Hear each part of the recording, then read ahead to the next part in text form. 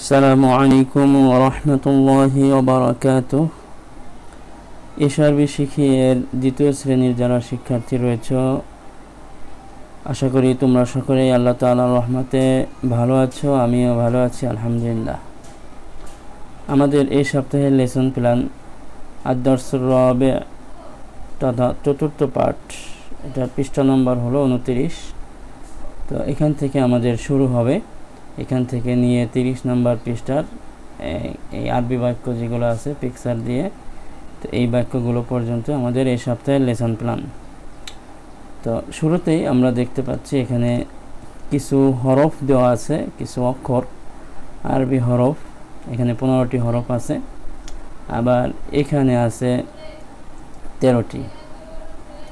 আচ্ছা, তো আমরা এখানে মূলত যেই কায়দাটা বলা হয়েছে সেটা হলো যে এখানে প্রথমে আমরা বাংলাটা কি বলা হয়েছে দেখে নিই।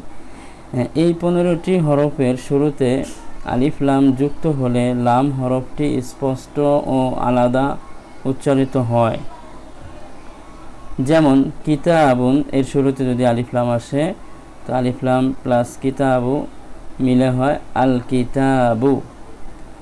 তো এখানে যে বলা হলো যে এই হরফগুলো, অর্থাৎ এখানে যে 15টি হরফ আছে আলিফ বা জিম হা খ আইন গইন ফা কফ কাফ লাম মিম ওয়াও হা ইয়া, এই 15টি হরফের শুরুতে যদি আলিফ লাম আসে, তাহলে যে লামটা থাকে, এই যে লামটা, এই লামটা স্পষ্টভাবে আলাদা উচ্চারণ হয়, পড়ায় আসে, লেখায়ও আসে, পড়ায়ও আসে। যেরকম কিতাবুন এর শুরুতে যদি আলিফ লাম দেওয়া হয়, তাহলে উচ্চারণ হবে আল কিতাবু, একটা উদাহরণ এখানে আসলো। এরপরে কলামুন একটা উদাহরণ, কলামুনের শুরুতে যদি আলিফ লাম আসে, তাহলে এর উচ্চারণ হবে আল কলামু। বাইতুনের শুরুতে যদি আলিফ লাম আসে, তো আল বাইতু। জিদারুনের শুরুতে আলিফ লাম আসলে উচ্চারণ আল জিদারু। হাকিবাতুনের শুরুতে আলিফ লাম আসলে আল হাকিবাতু। তো আমরা এখানে লক্ষ্য করলে দেখতে পাই এখানে আল কিতাবু, আল কলামু, আল বাইতু, আল জিদারু, আল হাকিবাতু, প্রত্যেকটা শব্দের লামটা উচ্চারিত হচ্ছে। আচ্ছা, তো এখানের মূল পড়া এটাই আমাদের বুঝতে হবে যে এই হরফগুলো যদি কোথাও শব্দের শুরুতে আসে আর তার শুরুতে যদি আলিফ লাম হয়, তো ওই আলিফ লামের আলিফটা উচ্চারণ হয় শুরুতেই। যদি শব্দটা হয়, তো আলিফ এর এটা হামজার উচ্চারণ হবে, জবর দিয়ে পড়তে হয়। বাকি লাম এর উচ্চারণ হবে কি হবে না। তো যদি এই হরফগুলো থাকে, এই আলিফ লামের পরের অক্ষর যদি এই হরফগুলো থাকে, তাহলে আমাদের এই লামটা উচ্চারিত হবে। আচ্ছা, এখানে যে উদাহরণগুলো আসলো। আচ্ছা, আর নিচের যে হরফগুলো আছে 13টি হরফ, এই হরফগুলোর শুরুতে যদি লাম আসে, আলিফ লাম আসে, তাহলে এই লামটি উচ্চারিত হয় না। এই 13টি হরফের শুরুতে আলিফ লাম যুক্ত হলে লাম হরফটি উচ্চারিত হয় না, বরং লাম এর পরবর্তী হরফটি তাসদীদ যুক্ত রূপে উচ্চারিত হয়। আচ্ছা, যেমন দেখি আমরা উদাহরণ, যেমন লেখায় আসবে, আলিফ লাম লেখায় আসছে, কিন্তু উচ্চারণ এই লামটা হবে না, বরং উচ্চারণ হবে কি, এই আলিফটা সরাসরি তাকে ধরবে, তার উপরে তাসদীদ দিয়ে উচ্চারণ হবে। তো উচ্চারণ হবে, এখানে লেখায় আছে আলিফ লাম, কিন্তু এই লামটা উচ্চারণ হবে না, বাকি উচ্চারণ হবে শুধু এতটুকু। এই জন্য এখানে লামটা বাদ দিয়েই দেখানো হয়েছে যে আত-তিলমিযু ছিল কি তিলমিযুন, শুরুতে আলিফ লাম আনলাম, আলিফ লাম প্লাস তিলমিযুন, এখন কি হলো আত-তিলমিযু। এটা উচ্চারণে হবে আত-তিলমিযু, কিন্তু লেখায় লামটা লিখতে হবে অবশ্যই। তো লেখায় আমাদের লাম লেখায় আসবে, কিন্তু উচ্চারণে এখানে আসবে না। এই 13টি যে হরফ এখানে দেওয়া হয়েছে, এই হরফগুলোর একটা নাম আছে, আসলে সেটা এই নামটা এখানে দেওয়া হয় না। এই হরফগুলোকে বলা হয় আল হরুফুশ শামসিয়া, আর উপরের যে হরফগুলো আছে এই হরফগুলো বলা হয় আল হরুফুল কমারিয়া। তো আল হরুফুল কমারিয়া এর শুরুতে যদি লাম আসে সেটা উচ্চারিত হয়, আর হরুফুশ শামসিয়ার যেই হরফগুলো আছে এই হরফের শুরুতে যদি আলিফ লাম আসে, তখন ওই লামটি উচ্চারিত হয় না। আচ্ছা, তো এর আরও কিছু উদাহরণ এখানে দেওয়া আছে, যেরকম তিফলুন, এর শুরুতে যদি আমরা আলিফ লাম আনি তো আলিফ লাম প্লাস তিফলুন উচ্চারণ হবে আত তিফলু, এখানে আল তিফলু এরকম উচ্চারণ হবে না। রজুলনের শুরুতে আলিফ লাম আসলে উচ্চারণ হবে আর রাজুলু, জাহরাতুনের শুরুতে আলিফ লাম আসলে উচ্চারণ হবে আর জাহরাতু, সাআতুনের শুরুতে আলিফ লাম আসলে আস সাআতু। তো এখানে এই 5টা উদাহরণ দেওয়া আছে, এখানেও 5টা উদাহরণ দেওয়া আছে। বাকি আমাদের প্রত্যেক হরফ দিয়ে কি কি শব্দ হতে পারে সেটা আমরা এখান থেকে নিজেরা এটা বের করে পড়ব এবং খাতায় এটাকে নোট করব এবং চর্চা করব বারবার। আচ্ছা, অনেকের দেখা যায় এই উচ্চারণগুলোতে অনেক সময় ভুল করে ফেলে, অর্থাৎ যেখানে আলিফ লাম উচ্চারণ হবে না তারপরে আলিফ লাম উচ্চারণ করে। যেমন অনেকে বলে থাকে কারো নাম যদি কি আব্দুল রাজ্জাক থাকে তো আব্দুল রাজ্জাক বলে দেয়, আব্দুল রাজ্জাক, কিন্তু এখানে তো র এটা হরফে শামসিয়ার মধ্যে, এখানে সরাসরি র ধরবে আব্দুল রাজ্জাক। ওরকম আব্দুল সামাদ বলে, উচ্চারণ হবে আব্দুল সামাদ। আচ্ছা, তাহলে এখানে প্রথমে আলিফ বা হামজা, আলিফ ধরলেও হবে, হামজা একই, যেহেতু আলিফের উপরে জবর জের পেশ হলে হামজাই হয়ে যায়। তো এটা দিয়ে একটা শব্দ এখানে দেওয়া নেই, তো আমরা বলতে পারি আলিফ দিয়ে আল আবু, আল আহাদু, আলিফ লাম দিয়ে, তো এখানে আলিফ লাম উচ্চারণ হবে। বা দিয়ে আল বাইতু এখানে দেওয়া আছে, আল বাইতু, জিম দিয়ে আল জিদারু দেওয়া আছে, হা দিয়ে আল হিমারু।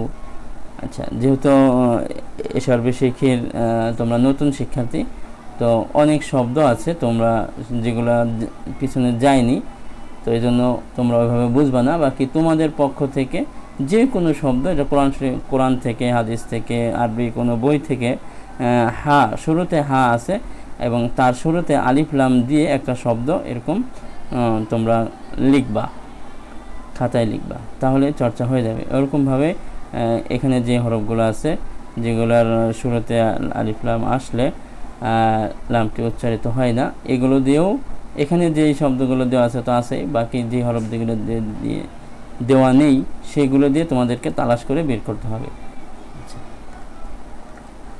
এরপরে এখানে আলিফ লাম যুক্ত হলে তার অর্থটি কেমন হয়, আর আলিফ লাম যুক্ত না হলে আলিফ লাম ছাড়া তার অর্থটি কেমন হয়, তার পার্থক্যটা এখানে বোঝানো হয়েছে।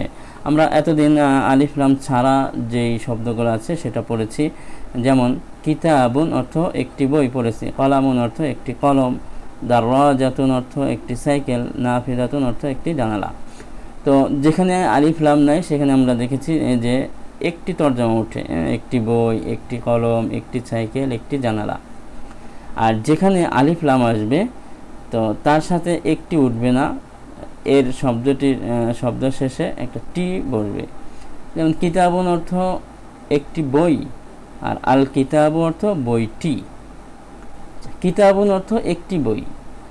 এই যে পার্থক্যটা, এই পার্থক্যটাকে আরবিতে এটা একটা পরিভাষা আছে, সেটা হলো এটাকে বলা হয় নাকেরা আর এটাকে বলা হয় মারেফা। নাকেরা অর্থ অনির্দিষ্ট আর মারেফা অর্থ নির্দিষ্ট।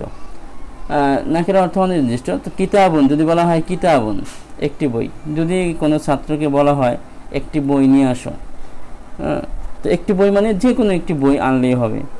একটা কলম নিয়ে আসো, তো একটা কলম, যে কোনো একটা কলম আনলেই হবে।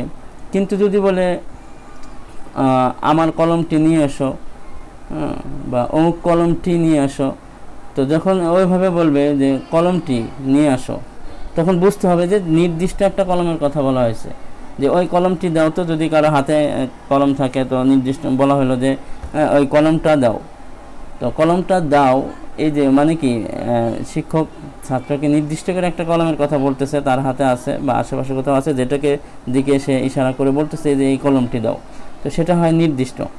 কিন্তু তুমি বলে যে একটা কলম দাও, তো যে কোনো একজন দিলেই হবে।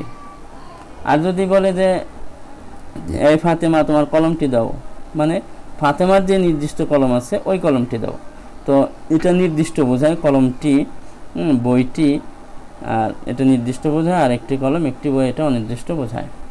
দারওয়াজাতুন মানে সাইকেল, আর দারওয়াজাতু মানে সাইকেলটি। নাফিজাতুন অর্থ একটি জানালা, আর নাফিজাতু অর্থ জানালাটি। এখন এই নাকেরা আর মারেফা শব্দগুলো দিয়ে বাক্য এখানে দেওয়া হয়েছে, এবং এখানে ছবি দেওয়া হয়েছে, ছবির সাথে বাক্য দেওয়া হয়েছে। তো এখানে শুরুতে নাকেরা দিয়ে শব্দটা আনা হয়েছে, বাক্যটা আনা হয়েছে। এখানে আছে হাজা কিতাবুন অর্থ ইহা একটি বই, আর হাজা কিতাবুন জাদিদুন অর্থ ইহা একটি নতুন বই। এখানে কিতাবুনের শুরুতে আলিফ লাম দিয়ে আনা হয়েছে এই বাক্যটা। আল কিতাবু জাদিদুন, তো বইটি নতুন। কিতাবুন জাদিদুন মানে হলো নতুন বই, আর আল কিতাবু জাদিদুন বইটি নতুন। একটা হলো নতুন বই, এটা হয় হলো যে নতুনটা ওই বইয়ের একটা গুণ, যেটাকে আরবিতে বলা হয় মৌসুফ সিফাত। তো এই কারণে এইভাবে আসে যে কিতাবুন জাদিদুন নতুন বই। আর যদি আলিফ লাম আসে শুরুতে আল কিতাবু জাদিদুন, তখন অর্থ হবে বইটি নতুন। তো বইটি নতুন এখানে আরবিতে তরকিবে হবে মুবতাদা খবর, কিন্তু কিতাবুন জাদিদুন বললে এটা তরকিবে হয় মৌসুফ সিফাত। মৌসুফ সিফাত কি জিনিস সেটা তোমাদেরকে বিস্তারিত বলা হবে পরে। তো আবার মুবতাদা খবর কি জিনিস এটাও তোমাদের জন্য নতুন পরিভাষা, এখন বুঝতে পারবা না, এটা তোমাদের বুঝিয়ে দেওয়া হবে পরবর্তীতে ভালো করে। তো এখন শুধু তর্জমার পার্থক্যটা বুঝে নাও যে আল কিতাবু জাদিদুন মানে বইটি নতুন, কিন্তু যদি বলা হয় কিতাবুন জাদিদুন তখন এর তর্জমা হবে নতুন বই। এরপরে আল কিতাবু কাবিরুন বইটি বড়, আল কিতাবু জামিলুন বইটি সুন্দর। এরপরে আছে হাদিহি মাদ্রাসাতুন ইহা একটি মাদ্রাসা, হাদিহি মাদ্রাসাতুন সগীরাতুন ইহা একটি ছোট মাদ্রাসা। এরপরে আলিফ লাম দিয়ে শব্দ আল মাদ্রাসাতু সগীরাতুন মাদ্রাসাটি ছোট, আল মাদ্রাসাতু জামিলাতুন মাদ্রাসাটি সুন্দর, আল মাদ্রাসাতু কদিমাতুন মাদ্রাসাটি পুরাতন। এরপরে মসজিদের ছবি দিয়ে কিছু বাক্য আছে এখানে। যালিকা মসজিদুন উহা একটি মসজিদ, যালিকা মসজিদুন জামিলুন উহা একটি সুন্দর মসজিদ, আল মসজিদু জামিলুন মসজিদটি সুন্দর। এখানে মসজিদটি যেহেতু আলিফ লাম আসছে, আল মসজিদু জামিলুন মসজিদটি সুন্দর, আল মসজিদু কাবিরুন মসজিদটি বড়, আল মসজিদু কদিবুন মসজিদটি পুরাতন। আচ্ছা, এরপরে আছে ঘড়ি দিয়ে কিছু বাক্য। তিলকা সাআতুন উহা হয় একটি ঘড়ি, বা উহা একটি ঘড়ি, আর সাআতু জাদিদাতুন ঘড়িটি নতুন, আর সাআতু জাইদাতুন ঘড়িটি ভালো, আর সাআতু জামিলাতুন ঘড়িটি সুন্দর। তো এই সপ্তাহে আমাদের লেসন প্ল্যানে এতটুকুই ছিল। তো আশা করি তোমরা সকলেই বুঝতে পেরেছ। আমি আমার ক্লাস এই পর্যন্তই শেষ করছি। আসসালামু আলাইকুম ওয়া রাহমাতুল্লাহি ওয়া বারাকাতুহু।